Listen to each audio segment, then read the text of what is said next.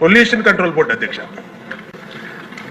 చాలా నిర్లక్ష్యంగా pollution control board అసలు ఉందా లేదా, అసలు ఆ బోర్డు కానీ దాంట్లో ఉన్న టాస్క్ ఫోర్స్ కానీ దాంట్లో ఉన్న మెంబర్ సెక్రటరీ కానీ ఎక్కడా కూడా పని చేస్తున్నట్టు ఎక్కడా కనపడతలేదు అధ్యక్ష. ఏదన్నా పని మీద వెళ్తే డిప్యూటీ సీఎం గారి పేరు చెప్తున్నారు అధ్యక్ష. ఆయన చేయొద్దన్నారు, ఆయన ఆఫీస్ నుంచి చెప్పాలి, ఆయన మాట్లాడాలి, ఆయన వెళ్తే కలవట్లేదు అని డైరెక్ట్ గా చైర్మన్ గారు చెప్తారు అధ్యక్ష. Pollution control board is very limited ఉంది. మనకి చాలా మంది ఇంకా హైర్ చేయాల్సి ఉంది.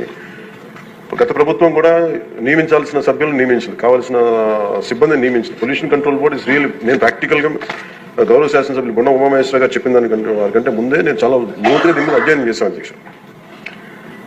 చేసినప్పుడు ఒక షార్టేజ్ ఏముందంటే ఎంప్లాయీ షార్టేజ్ చాలా ఉంది.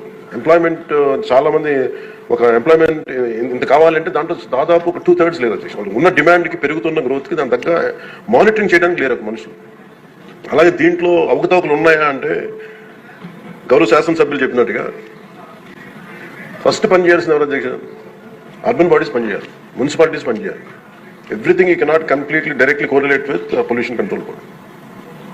అలాగే వారిది నేను ఒక ఆయన సరిదిద్దుకోవాలో లేదంటే నాకు తెలియదు, కానీ ఒక మాట అయితే చెప్పదలుచుకున్నాను. ఇది అందుబాటులో ఉండరు, ఇవన్నీ తప్పు. రాగానే గౌరవ మనకి చైర్మన్ గారు కూడా చెప్పాను, first pollution control board open చేయమని. అదొక వాస్తవం ఏంటంటే పొల్యూషన్ కంట్రోల్ బోర్డు సామాన్య మనిషికి సంబంధించి ఓన్లీ ఇండస్ట్రియల్ కనెక్టెడ్ అనుకుంటాను. ఇది ఫస్ట్ టైం కృష్ణయ్య గారు వచ్చాక వారికి తెలియజేసిన హీ హాజ్ ఓపెన్ ఇట్.